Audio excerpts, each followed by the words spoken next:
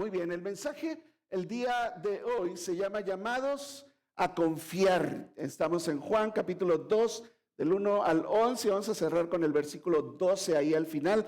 Pero la escena está planteada, viene con Juan contando esta semana que había dicho, ¿verdad? Yo en los mensajes anteriores, que va diciendo y al siguiente día, y al siguiente día. Aquí pasaron 3 días y entonces cierra esa semana que está contando Juan, el apóstol, ¿verdad? Está escribiendo el Evangelio y cuenta esta semana. Y la escena es que ahora trae a sus discípulos, ¿se acuerdan? Unos 5 o 6 discípulos por lo menos ya traía, y ahora son invitados a una boda en Caná de Galilea. En medio de una boda es donde sucede la primera señal, el primer milagro, ¿verdad? En medio de una boda. Y entonces obviamente yo me acordé de aquel maravilloso día, un 21 de enero de 1900, no es cierto, del 2007, cuando Lupita y yo pues contrajimos el matrimonio hace 19 años ya de eso. Y una boda siempre ha sido un símbolo de alegría, de comunión ahí con todos tus mejores amigos, tu familia, y también es un símbolo de esperanza, de que a partir de ahí viene algo nuevo, ¿verdad? Nosotros decimos, Lupita y yo, ¿verdad? La aventura nos aguarda, como en la película de Up, ¿verdad?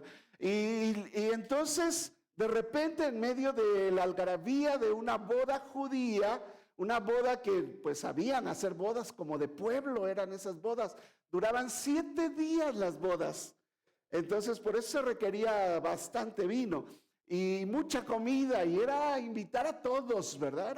Eran bodas en serio. Y entonces duraban 7 días las bodas, pero en medio de ese día que están ellos ahí en la boda, surge una necesidad, algo inesperado, algo inaudito, que no era posible que pasara, que faltara el vino. Para nosotros, para entender por qué se preocupan tanto si no hay vino. Aparte, no era una boda cristiana, entonces, ¿por qué hay vino, verdad, en la boda? Ahorita vamos a explicar todo eso, pero para que entendamos lo que está sucediendo, es como si a nosotros, en una boda mexicana, se nos acabara la comida a medio servir, que vas a la mitad de las mesas y se te acaba la comida. Imagínate, ¿te estás imaginando lo que sería eso? Se acabó la comida. Bueno, algo así pasó ahí con ellos. Es ahí precisamente donde Jesús manifiesta su gloria, dice Juan. Juan, acuérdate, está eligiendo 7 momentos, va a elegir 7 señales para afirmar que Jesús es el Cristo y para que creyendo tengamos vida en su nombre. Así que Juan elige pues lo primero que pasó, y él se acuerda, fue lo que pasó en las bodas de Canaán. Alguien dijo alguna vez que podemos vivir pensando que nada es un milagro. Ayer yo hablaba de los ateos, y los ateos, ¿verdad?, están empecinados en decir que Dios no existe, tanto que parece que están hablando como de su ex, ¿verdad? Que hablan de su ex, pero ya no es su ex, ya no es su novia o su esposo o así, ¿verdad? Pero hablan de ellos. Los ateos igual, ¿verdad? Pues si no existe, deja de hablar, pues no existe, ¿qué quieres hacer, ¿verdad? No, ellos duro y duro y duro, ¿verdad? Y entonces, más bien lo que parece haber en su corazón es no querer a Dios en sus vidas.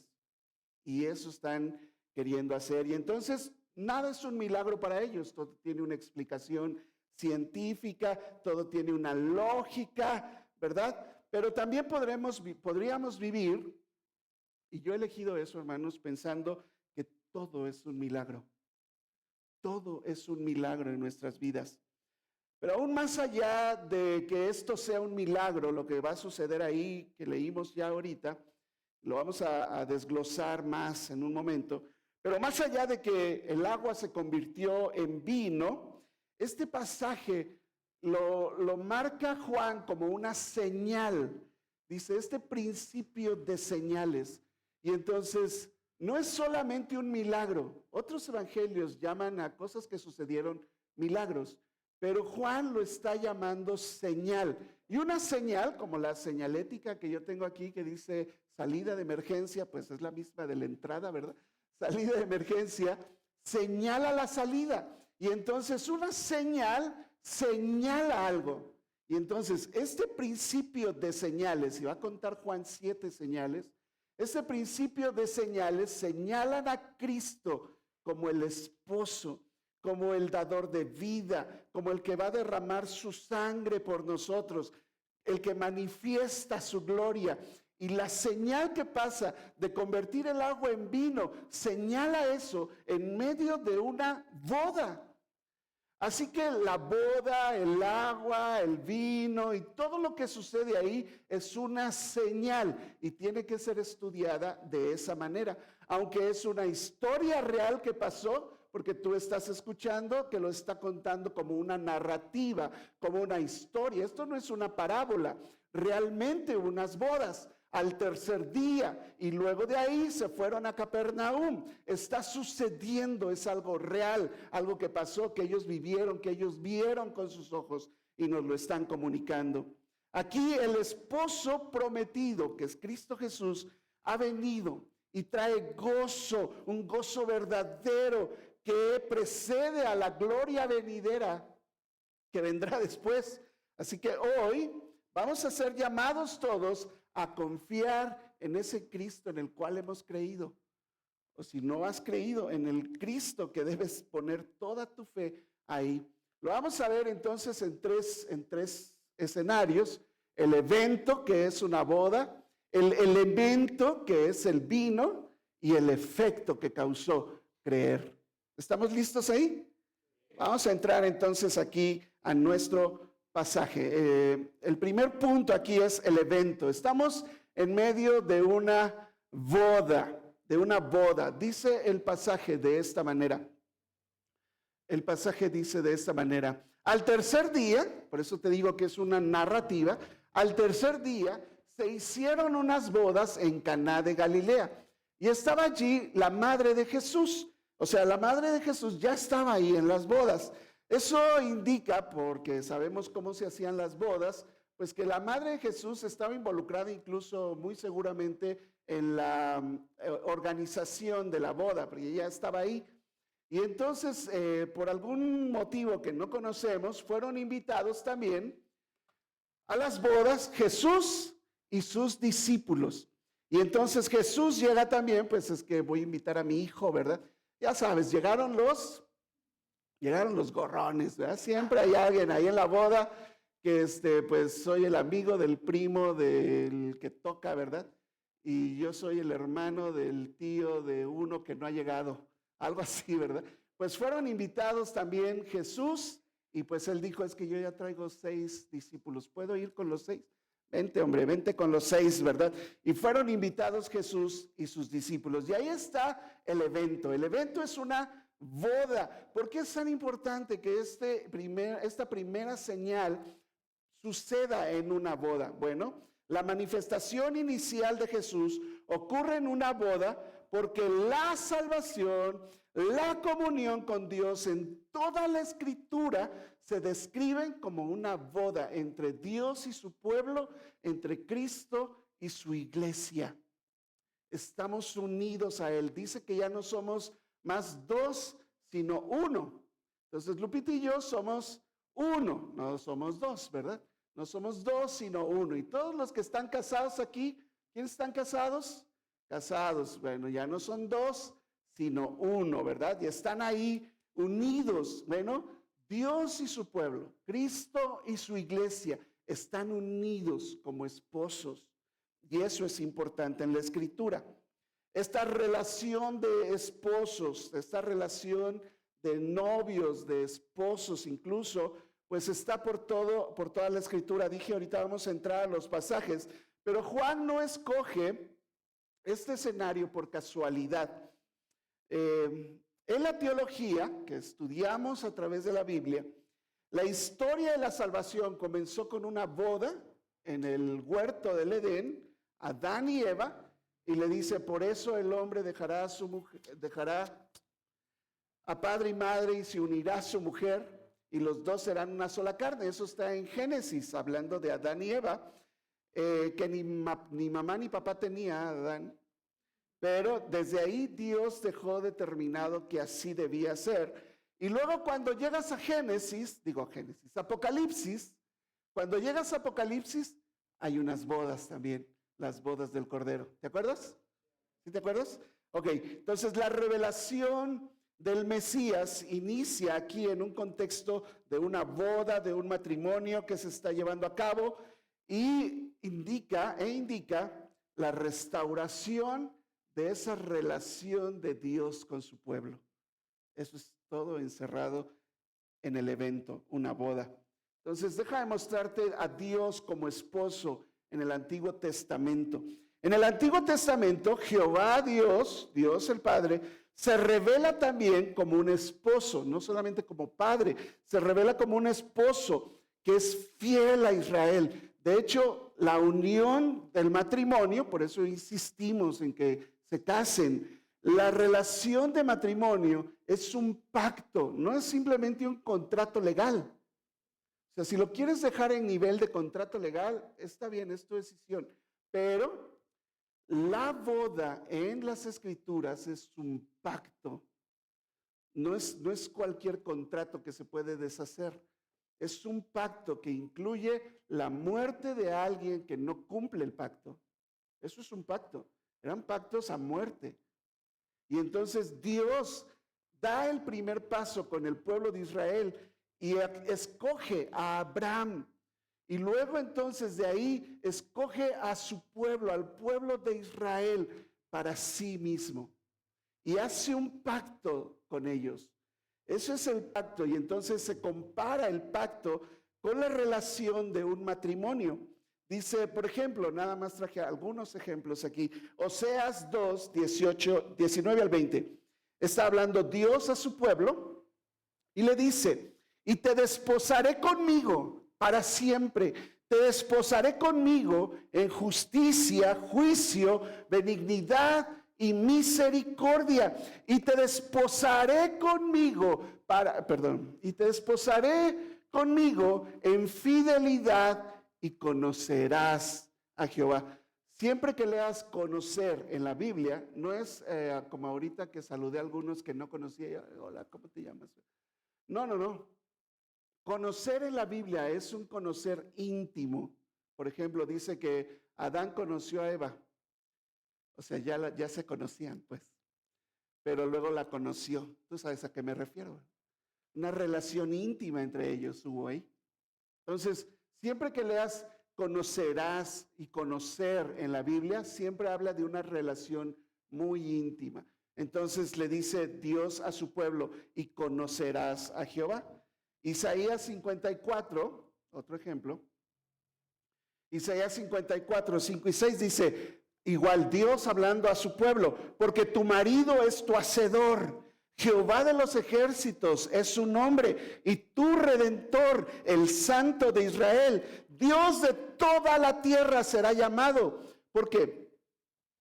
Porque como a mujer abandonada y triste de espíritu te llamó Jehová, y como a la esposa de la juventud que es repudiada, dijo el Dios tuyo. Y Él te da una nueva vida, una nueva oportunidad de vivir con Él en su casa, cuidada y protegida, cuidado y protegido por Él. Todo eso tiene el sentido de la relación matrimonial y lo que Dios hace con nosotros. Cuando Juan coloca entonces a Jesús en el evento de una boda, está evocando en la mente de los judíos todos estos pasajes y más que hay en la Biblia. Ellos saben de qué está hablando Juan. Cristo nos ama con un compromiso de pacto. Y ahora esa es la aplicación para nosotros, hermanos. No era solamente para los judíos, pero para los judíos entendían que Dios era su esposo, por así decirlo. Cuando estamos en nuestros fracasos, de la relación con Dios, cuando nuestra devoción por Dios va y viene, ¿verdad? Ahora sí, luego ya no, ahorita ya me alejo unos años, ¿verdad? Y ahí vengo de regreso otra vez. Pues es que nosotros así somos, pero ¿sabes quién no es así? En su relación, Dios. Dios te ama con amor eterno y Él es fiel. Nosotros somos los infieles. Él es el que permanece fiel, Él permanece fiel, aun cuando nos sentimos incluso a veces indignos de Él. Él te sigue amando. Él permanece fiel. Es un esposo que juró amor y fidelidad eterna. Y Dios te ama. ¿Y sabes qué? Dios no cambia. Dios no cambia. Esa es una de las primeras verdades aquí en este pasaje. El segundo es, déjame mostrarte ahora cómo es que Dios también se revela como esposo en el Nuevo Testamento.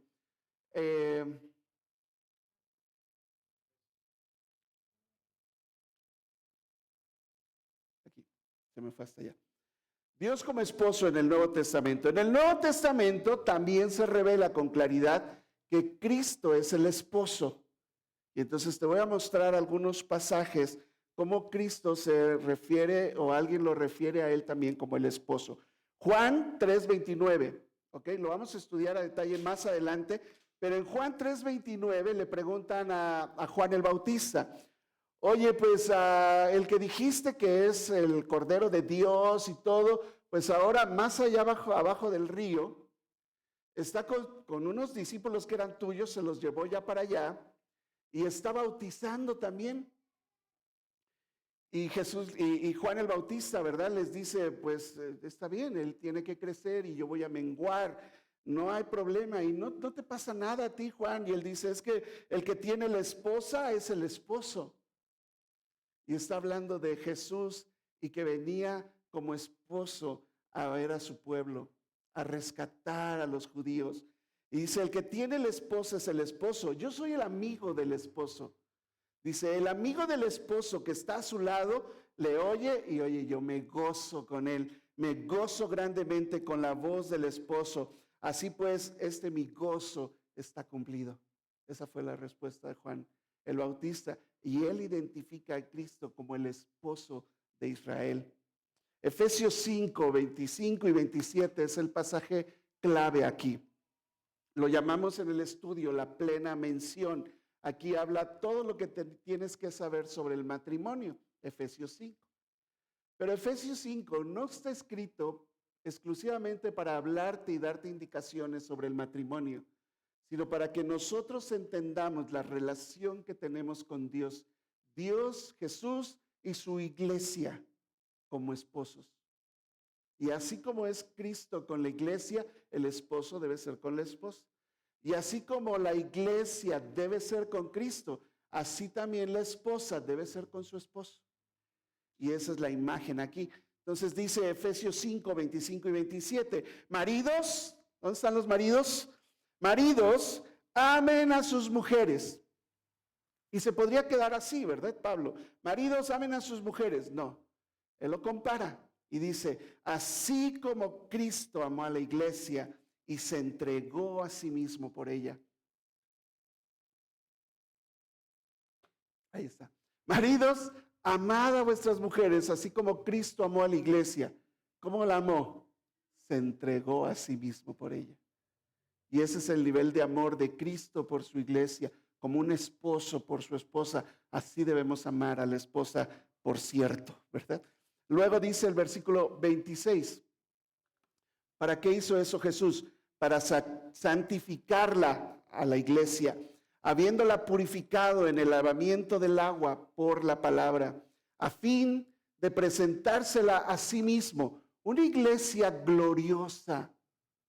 Yo prediqué toda la carta a los Efesios y le puse ese nombre, una iglesia gloriosa, porque es el esposo preparándose una esposa gloriosa que es la iglesia. Dice, para presentársela a sí mismo como una iglesia gloriosa, vestida de blanco, sin nada de pecado, nada de arrugas, ¿verdad? Ni cosa semejante, sino que fuera santa y sin mancha. Esa es la iglesia preparada para su marido, que es Cristo Jesús. En el Apocalipsis, entonces, vemos esa unión final, esa unión en las bodas del Cordero. Apocalipsis 19 dice, gocémonos y alegrémonos y démosle gloria. Porque han llegado, ¿qué? las bodas del Cordero. ¿Y quién era el Cordero? Ve aquí el Cordero, Cristo Jesús. Han llegado las bodas del Cordero. Y su esposa, ¿quién es la esposa? Es claro, ¿verdad? El pasaje. Y su esposa se ha preparado.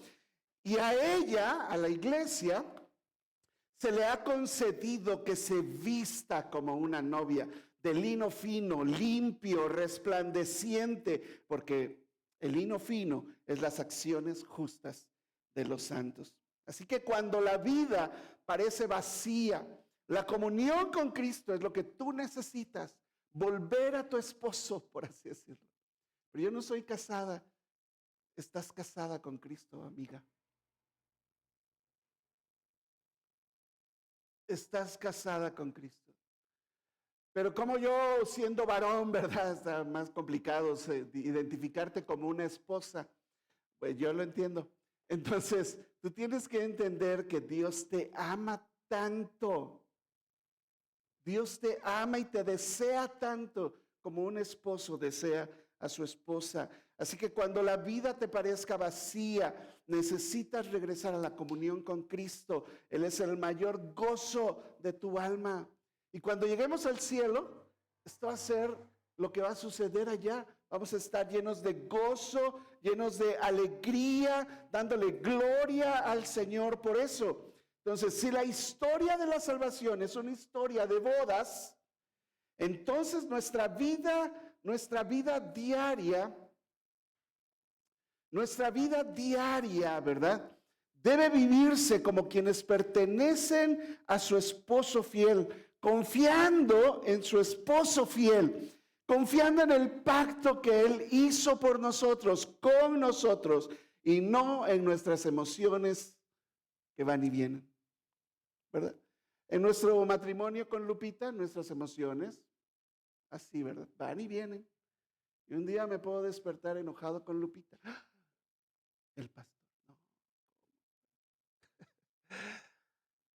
Pero eso no quita que yo la ame con todo mi corazón. Y así Dios te ama también. Y no la amo perfectamente. Obviamente puedes platicar con ella, sacar una cita. Y ella te va a contar, ¿verdad? ¿Ok? Pero cuando tu vida parece vacía, la comunión con Cristo es tu mayor gozo, es el mayor gozo del alma. Y esa es la primera aplicación aquí de este pasaje. ¿Ok? Manejándolo como señal. ¿Ok? La siguiente aquí, vámonos rápido. El segundo punto, que yo creo que si este te encantó, este es el clímax, el elemento, el vino. Cambiar el agua en vino. Dice Juan 2 del 3 al 10. Vamos a leer el pasaje y voy a ir explicando algunas cosas aquí. Dice que están en la boda y de repente falta el vino. Ya hablé de lo importante que era tener vino. Cuando tú lees vino en la Biblia, no creas que son cervezas, ¿verdad? No creas que es una pata de elefante. No creas que es la botella ahí de Don Pedro, a Johnny Walker, o cuál, no sé, yo ya no sé de esas cosas. Pero no era ese tipo de vino. Tampoco era vino tinto como lo conocemos hoy, ¿verdad? Ellos no tenían agua como nosotros tenemos, ni botellas de agua como nosotros tenemos. El agua que se menciona en el pasaje era agua para la purificación, pero no era agua para tomar. Entonces, normalmente se servía se servía vino como agua de uso diario. Y entonces era rebajada primero con agua, y así se servía el vino, rebajado con agua, y era un vino dulce que ni siquiera estaba todavía fermentado. Pero era muy rico, ¿verdad? Y toda esa área de Israel es importante porque ahí surgen viñedos muy, muy fácilmente. Y entonces era un lugar de viñas. Entonces el vino al que se refiere, pues era ese. Y entonces de repente falta el vino. Como dije, el vino era importante. Habían vinos de buena calidad y vinos de mala calidad.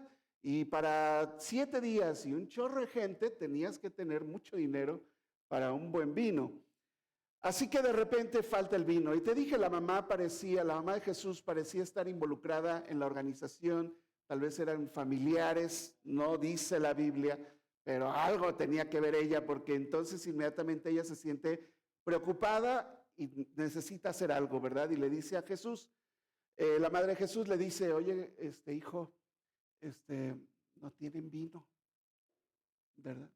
Esto se presta para mucha especulación, ¿verdad? De que Jesús ya hacía milagros antes, etcétera. La Biblia no dice, no convertía barro en palomas, y eso es de otro evangelio que no es bíblico, ¿ok?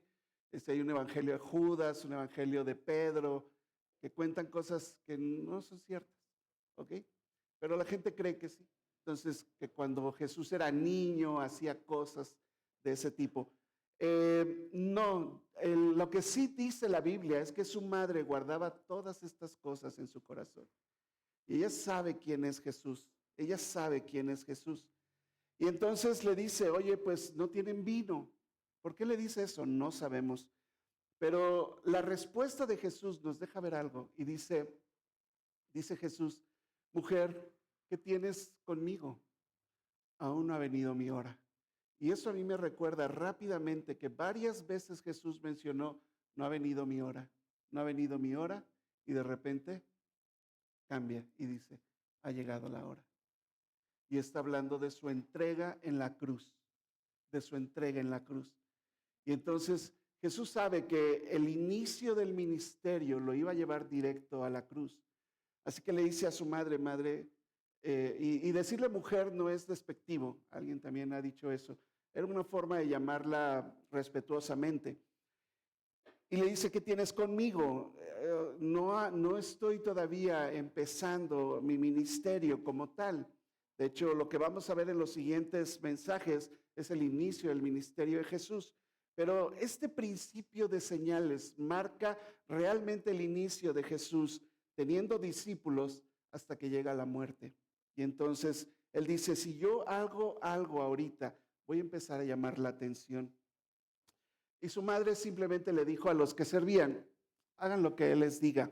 Tal vez sacar dinero e ir a comprar más, yo no sé, ¿verdad? Ir al Oxxo, algo, ¿verdad? Hagan lo que les diga.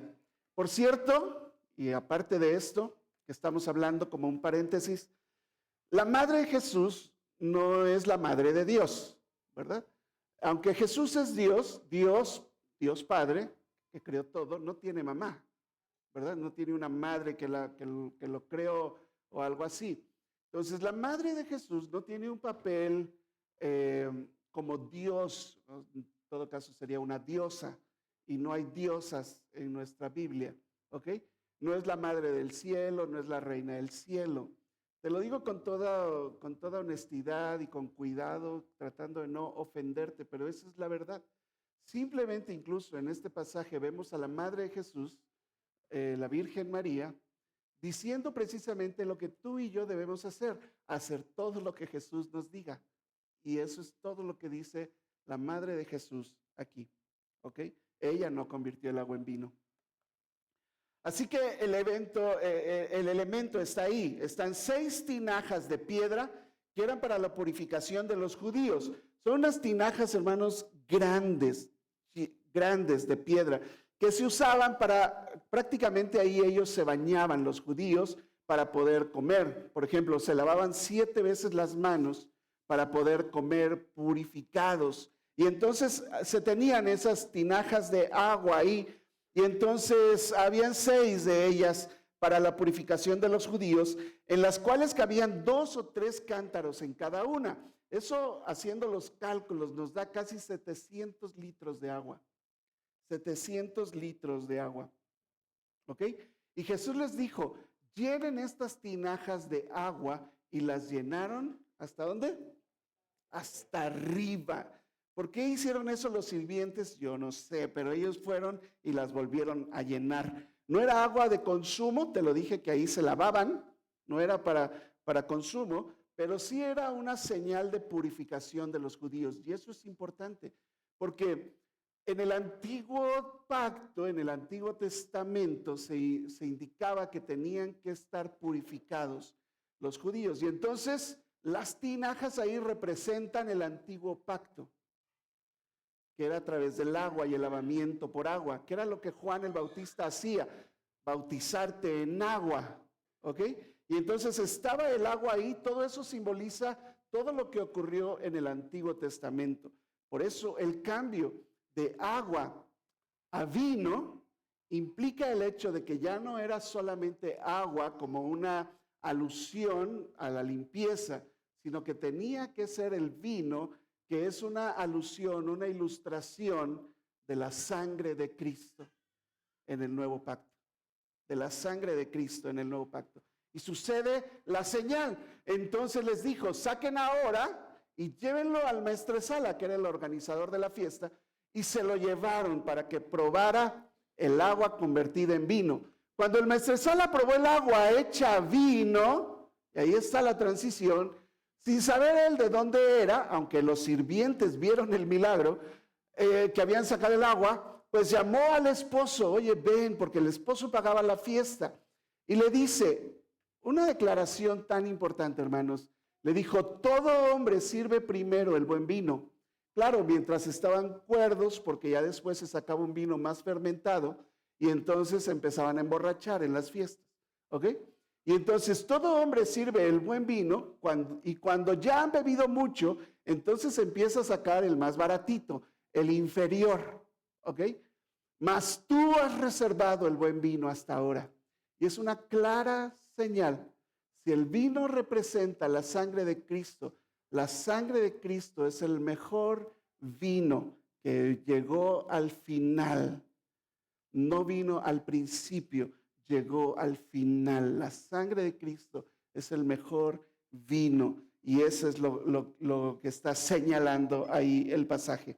Entonces, el agua convertida en vino, esa agua que era destinada para la purificación ceremonial, se convirtió en el mejor vino. Jesús revelando a través del vino dos principios importantes: el gozo que trae el vino y la sangre de Cristo y su salvación. Entonces vamos a estudiar las dos partes, ¿ok? El vino como símbolo de gozo, ¿ok? Esta no es una licencia para que vayan ahorita saliendo aquí a un lado, a la vinatería, ¿verdad? No es una licencia para tomar. De hecho, la Biblia condena la borrachera, ¿ok? ¿Estamos claros ahí? Quiero que se confundan, ¿eh? Y ahí predican de eso. Se nos va a llenar aquí. En la Biblia, el vino simboliza alegría y bendición bajo la mano de Dios. Es el tipo de vino que te dije hace rato, ¿ok? Es imagen de celebración. En las celebraciones había buen vino. Es imagen de celebración legítima cuando el Señor derramaba favor sobre su pueblo. El gozo es parte de la bendición del pacto. Eso es a lo que nos referimos. ¿De dónde saqué esas ideas? Pues de la Biblia, hermanos. ¿De dónde más? ¿Verdad? ¿De dónde más? Salmo, por ejemplo. Salmo 104, 14 y 15. Y está aquí el salmista diciendo, Él, ¿quién es Él? Dios, ¿verdad? Él hace producir el heno para las bestias, su alimento, ¿verdad? La hierba para el servicio del hombre.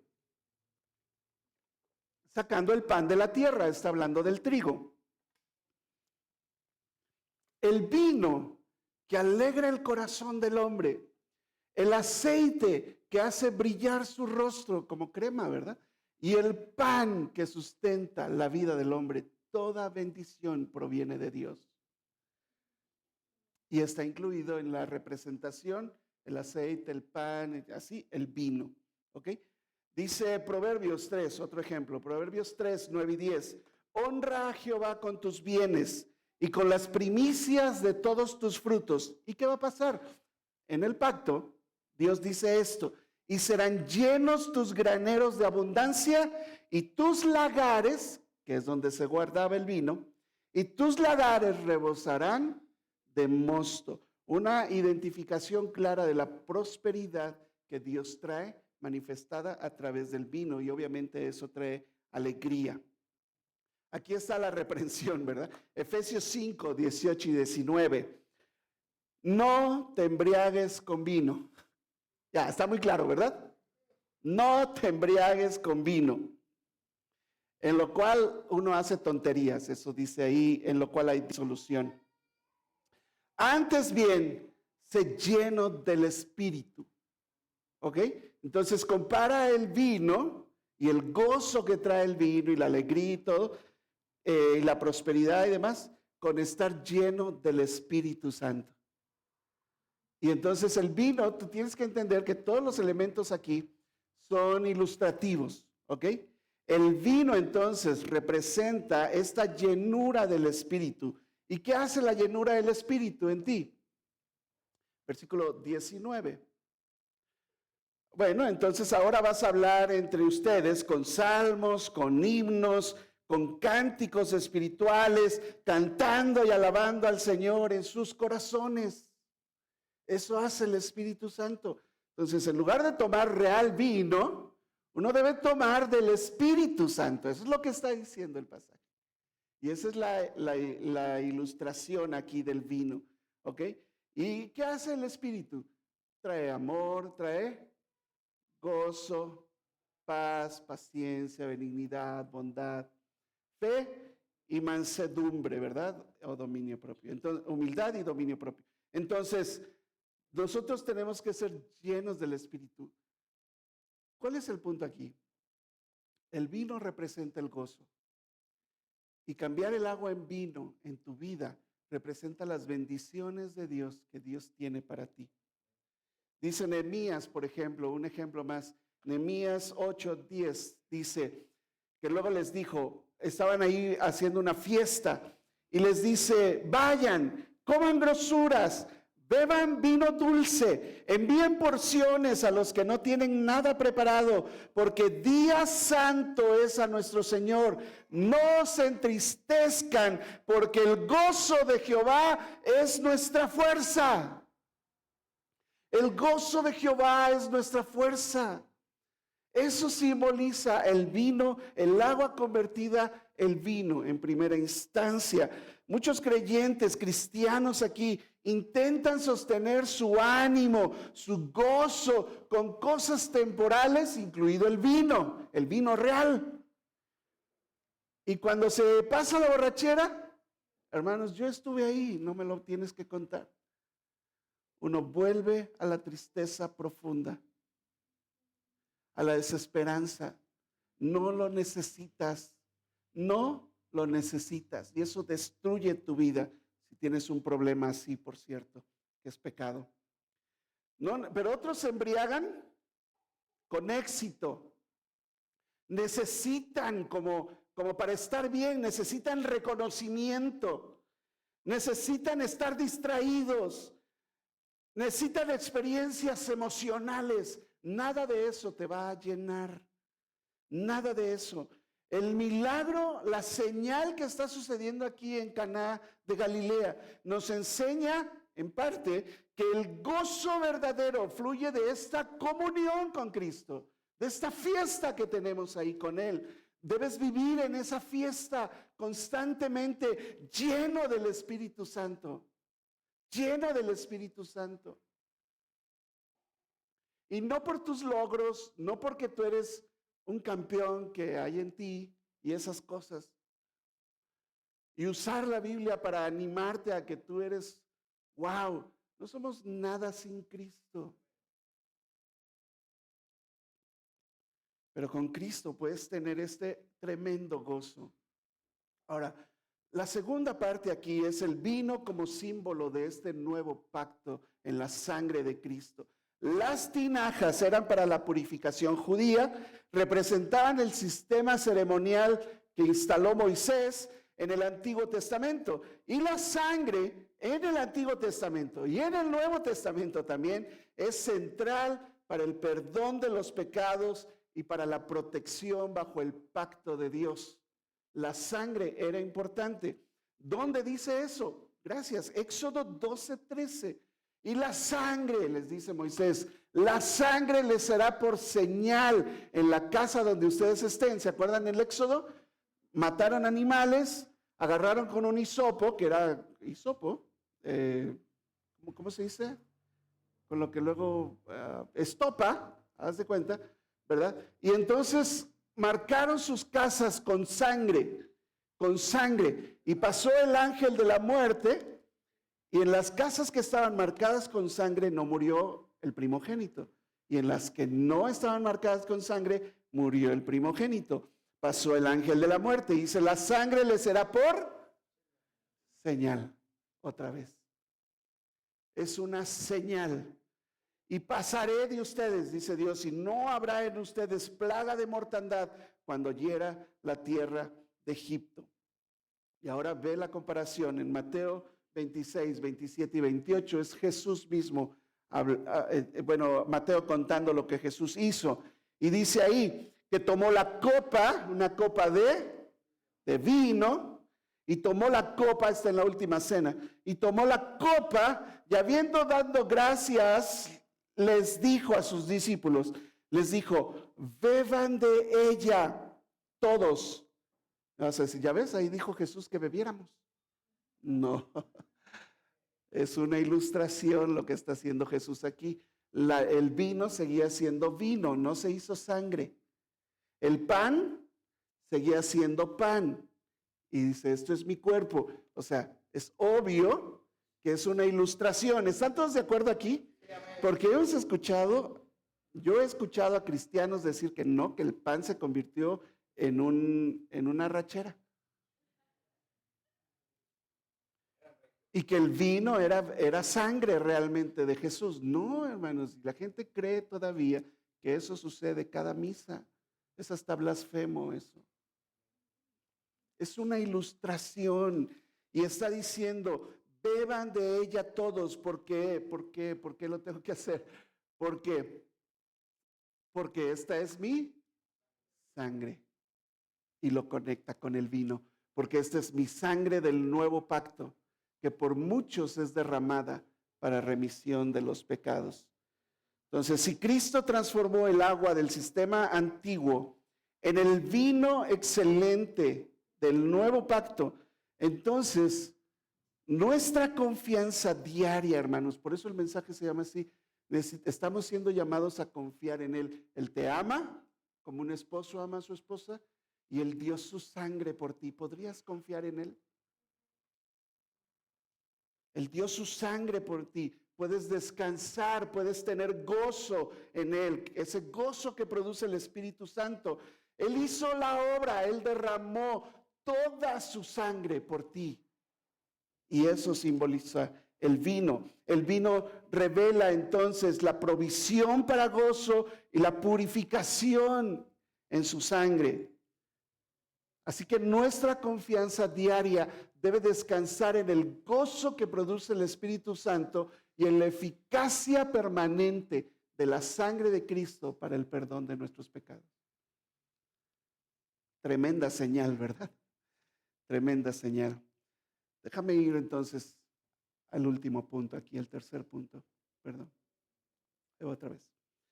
El tercer punto es el efecto. ¿Qué pasó? ¿Qué produjo la señal de convertir el agua en vino en una boda? Bueno, Juan 2, 11 y 12 nos dice lo que pasó. Dice, este principio, el efecto es creer, ¿verdad? Este principio de señales, dice Juan, este principio de señales hizo Jesús en Caná de Galilea. ¿Y qué pasó? Ahí manifestó su gloria, dice Juan. Yo lo vi. Acuérdate que él está escribiendo allá por el año 90. ¿Ok?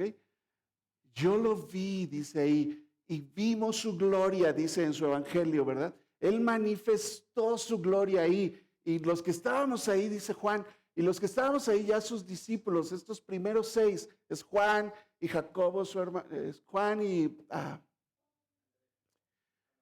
Andrés y Pedro, Juan y el otro hijo de Zebedeo, se me fue el nombre ahorita. Jacobo, ¿verdad? Sí, Jacobo y Juan. está Felipe y está Natanael, que es Bartolomé, ¿verdad? Están, por lo menos ellos ya están ahí. Algunos dicen que Tomás seguramente ya estaba ahí. Están sus discípulos, dicen, nosotros lo vimos y definitivamente acabamos de creer en él. Acabamos de creer en él. Entonces, el propósito de cada señal que Juan nos va a presentar, esta es la primera de 7. El propósito de cada señal es manifestar la gloria de Cristo para producir fe y confianza firme en los que creen en él. Es lo que le pasó a Juan y a los discípulos. Entonces, dice que después de eso descendieron a Capernaum. Otra vez, esto no es una parábola llena de tipología, pero no es una parábola. Esto sucedió. Después de esto, descendieron todos a Capernaum. Jesús, su mamá, hasta los hermanos llegaron a la boda también, y los discípulos, y estuvieron allí en Capernaum no muchos días, dice Juan. Lo recuerdo perfectamente. Entonces, las señales validan al enviado. ¿Para qué sirven las señales? Pues validaban al enviado de Dios. En el Antiguo Testamento, Dios validaba a sus siervos mediante señales, milagros, cosas que pasaban a través de estos varones que producían estos milagros a través de ellos. Del mismo modo, Jesús realizaba señales para identificarse claramente como el Mesías y que sus discípulos lo reconocieran. Ejemplos aquí. Ejemplos, Éxodo 4, 27 al 31. Moisés, obviamente. Y Jehová dijo a Aarón, al hermano de Moisés, ve a recibir a Moisés, Aarón, al desierto. Y ahí va Aarón, ¿verdad? Y él fue y lo encontró en el monte de Dios. Y pues los hermanos, era la costumbre, se besaron los hermanos ahí. Versículo 28. Entonces dice, versículo 28. Entonces contó Moisés a Aarón todas las palabras que Dios le enviaba y todas las señales que le había dado. ¿Ok? ¿Cuáles eran las señales que le había dado? Le dijo Moisés a Dios, no me van a creer que tú me enviaste. Dijo, ¿qué tienes en tu mano? ¿Qué tienes en tu mano, Moisés? Pues una vara. ¿Te acuerdas? Él era pastor, y entonces, pastor de ovejas. Entonces dijo, tírala, y al tirarla se convirtió en una serpiente. Luego le dijo, agárrala por la cola. ¿Cómo que por la cola? Pues por la cabeza se agarran las serpientes, ¿no? Agárrala por la cola, y la agarró por la cola y se volvió otra vez vara en su mano. ¿Cómo explicas eso científicamente? No tiene explicación, no necesita explicación. Es una señal. Dios es dueño de toda la ciencia que tú puedes. Él puede romper sus reglas cuando quiera. ¿Ok? Por eso es Dios. Y luego le dijo, mete tu mano en tu seno. Y luego sácala. Y la saca y está leprosa, ¿verdad? O métela otra vez, ¿verdad? Y la mete otra vez y sale bonita otra vez. Esas son las señales que les vas a llevar. Y entonces dice que fueron Moisés y Aarón, reunieron a todos los ancianos de los hijos de Israel, y habló Aarón acerca de todas las cosas que Jehová había dicho a Moisés, y Moisés hizo las señales delante de los ojos del pueblo. ¿Y qué pasó? Versículo 31, y el pueblo creyó, igual que allá. Cuando Jesús convirtió el agua en vino, el pueblo creyó, y oyendo que Jehová había visitado a los hijos de Israel. ¿Qué es lo que está pasando allá? Ellos entienden, Él es el Mesías, es Dios hecho carne que vino a visitarnos, ¿verdad? Y que había visto su aflicción. Se inclinaron y adoraron a Dios. ¿Ves el paralelismo que está sucediendo ahí con las señales? La gloria también es revelada, no solamente se identifica que Jesús es el Dios hecho carne, sino que vieron su gloria. Juan nos dice que esta señal hizo creer a sus discípulos. La fe es la respuesta, entonces, ahora sí racional, también espiritual, a la gloria de Cristo. Oye, si tú ves suceder algo así, pero hermanos, yo lo veo cada día en mi vida. Por eso les digo, ¿verdad? Todo es un milagro. Que yo esté aquí parado es un milagro. Él me tiene aquí. Si no fuera por Él, yo no estaría aquí. Yo no sería su hijo. Te dije, hubiera muerto ese día que me apuñalaron. Pero no, Él decidió que no. Y me mostró su gloria. Y yo pude entender acerca de Dios.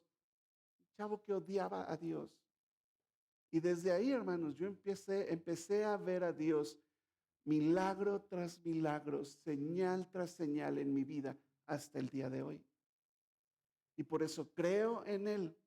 No necesito una explicación científica de nada, de cómo se abrió el Mar Rojo, de cómo Pedro caminó sobre el agua junto con Jesús. Cómo es que en el cuarto día Dios creó el sol, pero ya iban 4 días. ¿Y es Dios? ¿Cómo está contando en los días? Yo no sé, cuando llegue allá le preguntas.